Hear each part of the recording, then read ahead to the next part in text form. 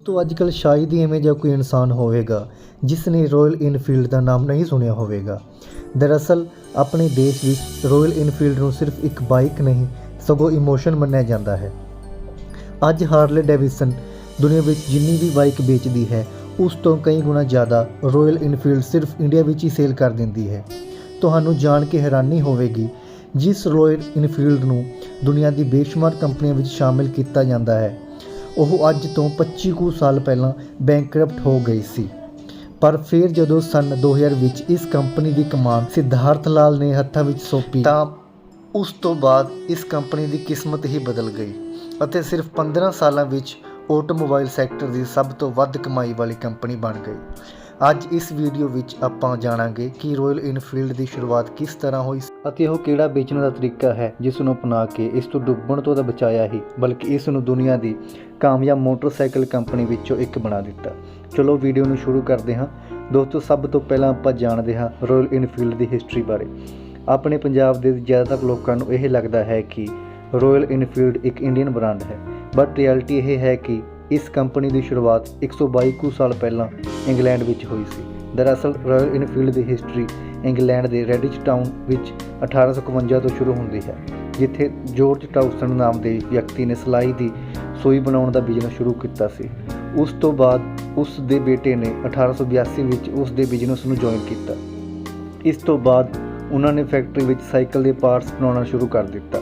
ਦੇਖਦੇ ਹੀ ਦੇਖਦੇ ਕੰਪਨੀ 1886 ਤੱਕ ਕੰਪਲੀਟ ਸਾਈਕਲ ਬਣਾਉਣ ਲੱਗੀ, ਪਰ ਲਗਾਤਾਰ ਲਾਸ ਵਿੱਚ ਚੱਲਣ ਦੇ ਕਾਰਨ 1991 ਵਿੱਚ ਇਹ ਕੰਪਨੀ ਬੰਦ ਹੋਣ ਦੀ ਕਗਾਰ 'ਤੇ ਪਹੁੰਚ ਗਈ।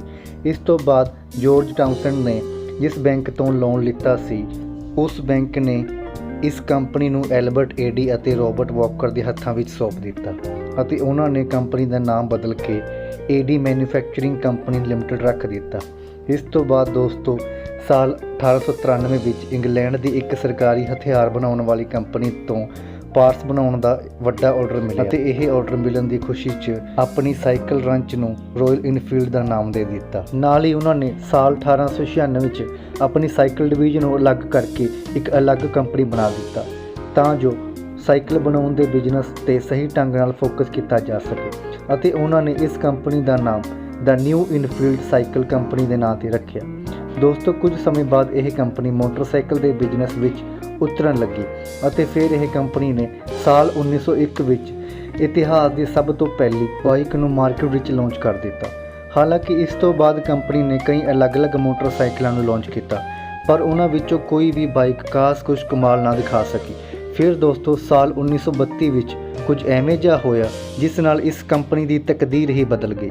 ਸਾਲ 1932 ਵਿੱਚ ਇਸ ਕੰਪਨੀ ਨੇ ਬੁਲਟ ਬਾਈਕ ਨੂੰ ਲਾਂਚ ਕੀਤਾ। ਇਹ ਆਪਣੇ ਸਮੇਂ ਦੀ ਸਭ ਤੋਂ ਵਧੀਆ ਅਤੇ ਪਾਵਰਫੁਲ ਬਾਈਕ ਸੀ।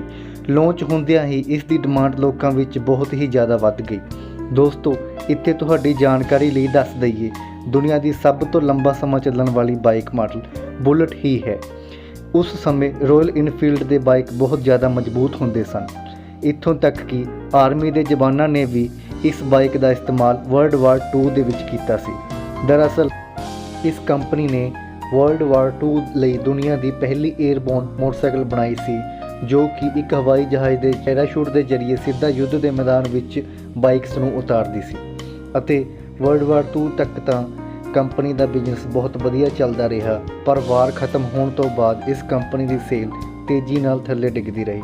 ਇਹ ਕੰਪਨੀ ਫਿਰ ਤੋਂ ਇੱਕ ਵਾਰ ਨੁਕਸਾਨ ਵਿੱਚ ਆ ਗਈ ਅਤੇ ਫਿਰ ਜਦੋਂ 1947 ਵਿੱਚ ਆਪਣਾ ਦੇਸ਼ ਆਜ਼ਾਦ ਹੋਇਆ ਸੀ, ਇੰਡੀਅਨ ਗਵਰਨਮੈਂਟ ਨੂੰ ਆਰਮੀ ਲਈ ਬਾਈਕ ਦੀ ਜ਼ਰੂਰਤ ਸੀ। ਸਰਕਾਰ ਇੱਕ ਐਵੇਂ ਜਿਹੀ ਬਾਈਕ ਨੂੰ ਲੱਭ ਰਹੀ ਸੀ ਜੋ ਬਾਰਡਰ 'ਤੇ ਨਜ਼ਰ ਰੱਖਣ ਲਈ ਇਸਤੇਮਾਲ ਕੀਤੀ ਜਾ ਸਕੇ।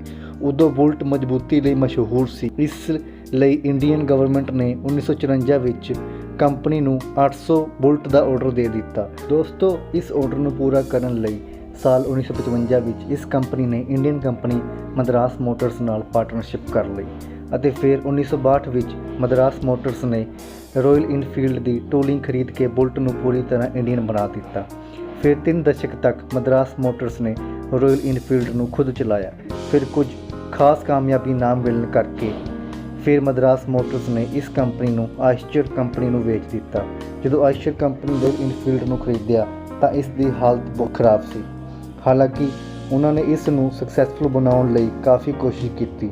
ਫਿਰ 6 ਸਾਲ ਲਗਾਤਾਰ ਪ੍ਰਯਾਸ ਕਰਨ ਤੋਂ ਬਾਅਦ ਐਸਚਰ ਕੰਪਨੀ ਨੇ ਰਾਇਲ ਇਨਫੀਲਡ ਨੂੰ ਬੰਦ ਕਰਨ ਬਾਰੇ ਸੋਚ ਲਿਆ। ਫਿਰ ਇਹ ਕੰਪਨੀ ਬੰਦ ਹੋਣ ਹੀ ਵਾਲੀ ਸੀ। ਐਸਚਰ ਮੋਟਰਸ ਦੇ ਫਾਊਂਡਰ ਮੋਹਨ ਲਾਲ ਜੀ ਦੇ ਬੇਟੇ ਸਿਧਾਰਥ ਲਾਲ ਨੇ ਕੰਪਨੀ ਦੇ ਬੋਰਡ ਮੈਂਬਰਸ ਤੋਂ ਇੱਕ ਆਖਰੀ ਮੌਕਾ ਮੰਗਿਆ ਅਤੇ ਬੋਰਡ ਮੈਂਬਰਸ ਨੇ ਉਹਨਾਂ ਨੂੰ ਇਹ ਆਖਰੀ ਮੌਕਾ ਦੇ ਦਿੱਤਾ। ਉਸ ਤਰ੍ਹਾਂ ਫਿਰ ਸਿਧਾਰਥ ਲਾਲ ਜੀ ਨੇ ਸਾਲ 2000 ਵਿੱਚ ਇਸ ਕੰਪਨੀ ਦੀ ਜ਼ਿੰਮੇਵਾਰੀ ਆਪਣੇ ਸਿਰ ਤੇ ਲੈ ਲਿੱਤੀ। ਉਸ ਤੋਂ ਬਾਅਦ ਜੋ ਹੋਇਆ ਉਹ ਕਿਸੇ ਚਮਤਕਾਰ ਤੋਂ ਘੱਟ ਨਹੀਂ ਸੀ। ਜੋ ਕੰਪਨੀ ਬਰਬਾਦ ਹੋ ਕੇ ਖਤਮ ਹੋ ਹੀ ਗਈ ਸੀ, ਉਹ ਕੁਝ ਸਾਲਾਂ ਵਿੱਚ ਮਿਡ ਸਾਈਜ਼ ਬਾਈਕ ਸੈਗਮੈਂਟ ਦੀ ਮਾਰਕੀਟ ਲੀਡਰ ਬਣ ਗਈ। ਚਲੋ ਦੋਸਤੋ, ਆਪਾਂ ਜਾਣਦੇ ਹਾਂ ਸਿਧਾਰਥ ਲਾਲ ਜੀ ਨੇ ਐਵੇਂ ਜਿਹਾ ਕਿਹੜਾ ਤਰੀਕਾ ਅਪਣਾਇਆ ਜਿਸ ਨੇ ਰਾਇਲ ਇਨਫੀਲਡ ਕੰਪਨੀ ਨੂੰ ਦੁਨੀਆ ਦੀ ਸਭ ਤੋਂ ਵੱਡੀ ਕੰਪਨੀ ਵਿੱਚੋਂ ਇੱਕ ਬਣਾ ਦਿੱਤਾ। ਸਿਧਾਰਥ ਲਾਲ ਜੀ ਇਸ ਗੱਲ ਨੂੰ ਲੈ ਕੇ ਪਰੇਸ਼ਾਨ ਸੀ, ਲੋਕਾਂ ਵਿੱਚ ਇੰਨੀ ਪਪੂਲਰ ਹੋਣ ਦੇ ਬਾਵਜੂਦ ਵੀ ਇਸ ਦੀ ਸੇਲ ਇੰਨੀ ਜ਼ਿਆਦਾ ਡਾਊਨ ਕਿਉਂ ਹੈ। ਅਤੇ ਕਾਫੀ ਸੋਚਣ ਤੋਂ ਬਾਅਦ ਉਹਨਾਂ ਨੂੰ ਆਈਡੀਆ ਆਇਆ ਕਿ ਇਸ ਸਵਾਲ ਦਾ ਜਵਾਬ ਉਦੋਂ ਹੀ ਮਿਲ ਸਕਦਾ ਹੈ ਜਦੋਂ ਬੁਲਟ ਨੂੰ ਇੱਕ ਕਸਟਮਰ ਬਣ ਕੇ ਯੂਜ਼ ਕਰਨਗੇ।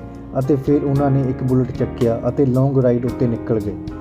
ਉਹਨਾਂ ਨੇ ਸੋਚਿਆ ਕਿ ਜੋ ਵੀ ਬਾਈਕ ਵਿੱਚ ਕਮੀਆਂ ਹਨ ਉਹਨਾਂ ਨੂੰ ਚੰਗੀ ਤਰ੍ਹਾਂ ਦੇਖ ਸਕਣ।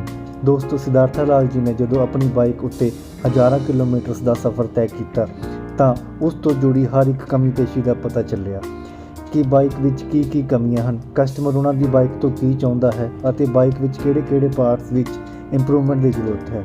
ਫਿਰ ਉਹਨਾਂ ਨੇ ਬਾਈਕ ਵਿੱਚ ਕਾਫੀ ਬਦਲਾਅ ਕੀਤੇ, ਜਿਵੇਂ ਕਿ ਬੁਲਟ ਦੀ ਗੇਅਰ ਪਲੇਟ ਵਿੱਚ ਪਹਿਲਾਂ ਜੋ ਸੱਜੇ ਪਾਸੇ ਹੁੰਦੀ ਸੀ ਉਸ ਨੂੰ ਬਦਲ ਕੇ ਖੱਬੇ ਪਾਸੇ ਕੀਤਾ ਗਿਆ। ਸੈਲਫ ਸਟਾਰਟ ਦਾ ਆਪਸ਼ਨ ਵੀ ਦਿੱਤਾ ਗਿਆ ਅਤੇ ਹੋਰ ਜ਼ਰੂਰੀ ਬਦਲਾਅ ਕੀਤੇ। ਇਹ ਸਾਰੇ ਬਦਲਾਅ ਕਰਦੇ ਸਮੇਂ ਉਹਨਾਂ ਨੇ ਇੱਕ ਗੱਲ ਦਾ ਖਾਸ ਧਿਆਨ ਰੱਖਿਆ ਕਿ ਇਸ ਦੀ ਵਿੰਟੇਜ ਲੁੱਕ ਵਿੱਚ ਕੋਈ ਚੇਂਜ ਨਾ ਆਵੇ। ਇਹ ਸਭ ਕਰਨ ਤੋਂ ਬਾਅਦ ਬੁਲਟ ਦੀ ਸੇਲ ਵਿੱਚ ਹੌਲੀ-ਹੌਲੀ ਵਾਧਾ ਹੋਣਾ ਸ਼ੁਰੂ ਹੋ ਗਿਆ। ਸੰਨ 2000 ਵਿੱਚ ਜਦੋਂ ਸਿਧਾਰਥ ਲਾਲ ਜੀ ਨੂੰ ਐਸਚਰ ਕੰਪਨੀ ਦਾ CEO ਬਣਾਇਆ ਗਿਆ ਤਾਂ ਉਦੋਂ ਇਸ ਕੰਪਨੀ ਦੇ 15 ਅਲੱਗ-ਅਲੱਗ ਬਿਜ਼ਨਸ ਹੁੰਦੇ ਸਨ। ਫਿਰ ਉਹਨਾਂ ਨੇ ਇੱਕ ਐਵੇਂ ਜਿਹਾ ਫੈਸਲਾ ਲਿੱਤਾ, ਉਹਨਾਂ ਨੇ ਰਾਇਲ ਇਨਫੀਲਡ ਦੇ ਬਿਜ਼ਨਸ ਨੂੰ ਅੱਗੇ ਵਧਾਉਣ ਲਈ 15 ਬਿਜ਼ਨਸ ਚੋਂ 13 ਬਿਜ਼ਨਸ ਨੂੰ ਸੇਲ ਕਰ ਦਿੱਤਾ, ਜਿਸ ਵਿੱਚ ਕੰਪਨੀ ਦਾ ਸਭ ਤੋਂ ਪਹਿਲਾ ਟਰੈਕਟਰ ਬਿਜ਼ਨਸ ਵੀ ਸ਼ਾਮਿਲ ਸੀ। ਇਸ ਤਰ੍ਹਾਂ ਫਿਰ ਉਹਨਾਂ ਨੇ ਟਰੱਕ ਅਤੇ ਬਾਈਕ ਦੇ ਬਿਜ਼ਨਸ ਨੂੰ ਜਾਰੀ ਰੱਖਿਆ। ਦਰਅਸਲ ਉਹਨਾਂ ਦਾ ਇਹ ਮੰਨਣਾ ਸੀ ਕਿ ਜ਼ਿਆਦਾਤਰ ਬਿਜ਼ਨਸ ਚਲਾਉਣ ਨਾਲੋਂ 1-2 ਬਿਜ਼ਨਸ 'ਤੇ ਫੋਕਸ ਕਰਕੇ ਮਾਰਕੀਟ ਲੀਡਰ ਬਣਾਇਆ ਜਾਵੇ ਅਤੇ ਉਹਨਾਂ ਨੇ ਇਸ ਨੂੰ ਸਹੀ ਸਾਬਿਤ ਕਰਕੇ ਵੀ ਦਿਖਾਇਆ। ਦੋਸਤੋ, ਜਿਵੇਂ ਕਿ ਤੁਹਾਨੂੰ ਚੰਗੀ ਤਰ੍ਹਾਂ ਪਤਾ ਹੈ, ਦੁਨੀਆ ਵਿੱਚ ਕਾਫੀ ਮੋਟਰਸਾਈਕਲ ਕੰਪਨੀਆਂ ਹਨ, ਪਰ ਜੋ ਫੈਨ ਫੋਲੋਇੰਗ ਰਾਇਲ ਇਨਫੀਲਡ ਦੀ ਹੈ ਉਹ ਕਿਸੇ ਹੋਰ ਕੰਪਨੀ ਦੀ ਨਹੀਂ ਹੈ।